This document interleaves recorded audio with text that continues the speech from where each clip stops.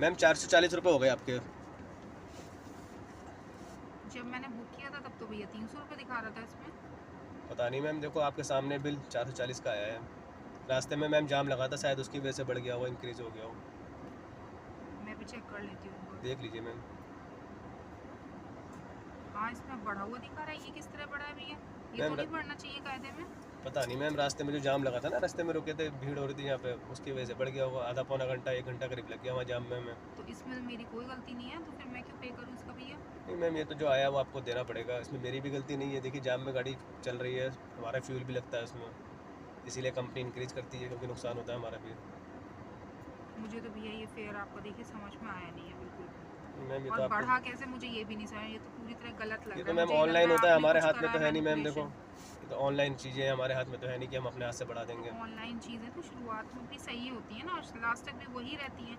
तो first time आप बोल रहे हो ये इस तो मैम तरीके की आम है, चीज़। कोई बड़ी बात नहीं है, तो नॉर्मली बढ़ जाता है। कंपनी के हाथ में ये चीज़ें हमारे हाथ में रहती है, ऑनलाइन कंप्यूटर सिस्टम है सारा।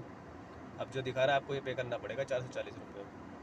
नहीं भैया, मैं तो इतना ही पे कर सकती हूँ जितना राइड के शुरुआत में था। अब बाद में कुछ भी बढ़ता रहे तो ये थोड़ी कि मैं 1000 रुपये पे करूँगी ऊपर मैम ऐसे नीचे। थोड़ी होता है, देखिए मैं अपनी जेब से थोड़ी दूंगा, मेरा नुकसान हो जाएगा इसमें तो। कंपनी हमसे कमीशन भी लेती है, मुझे क्या बचेगा। तो आपको 440 रुपये देने पड़ेंगे मैम।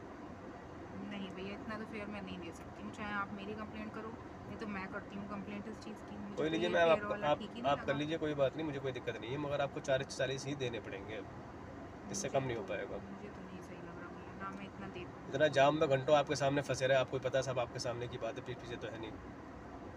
टाइम लगता है तो इंसान का, उसमें फेयर तो बढ़ना कोई नॉर्मल है, कोई बड़ी बात नहीं है। तो ये है तो भैया गलत ही बात ना। उतना ही नहीं गलत नहीं फेयर है है। ना मैम, आप ये भी तो जाम देखिए, के हमारा हिसाब भी से तो तो नुकसान हो पहले रहा है ही ना से ही शो उसमें। हो जाता है ना जाम में इसलिए। अगर हम फंस रहे हैं तो उसमें हमारा भी तो फ्यूल लग रहा है ना, हमारा भी नुकसान हो रहा है। एसी आपका प्रॉपर चला हुआ है, फुल स्पीड में एसी चल रहा है, ये भी तो समझिए आप।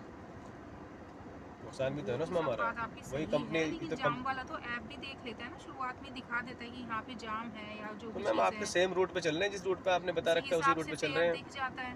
तो फिर उस समय क्यों नहीं ये चीज़ थी? और जाम अब तो मैम कैसे अभी हो देखा गई नहीं है? आपने, रास्ते में एक्सीडेंट हो रखा था, वहाँ जाम इस वजह से लगा हुआ था। नहीं, जाम तो उस जब वजह हम से चले लगा हैं, हुआ हो था। सकता है उस समय लगे, उस समय हुआ एक्सीडेंट जब हम चले हैं वहाँ से, उसके बाद तो वही आपने देखा ही था। मुझे तो भैया ये फेयर पॉलिसी समझ में देखिए आई नहीं बिल्कुल भी। अब कोई नहीं मैम, आप प्लीज़ आप मेरे को दे दीजिए 440 रुपये। चाहे तो आप कंपनी से बात कर लीजिए, आपको जो ठीक लग रहा है।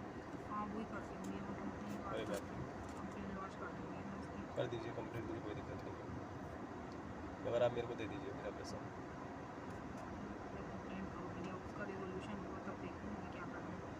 कोई नहीं मैम, 440 रुपये हो गए आपके।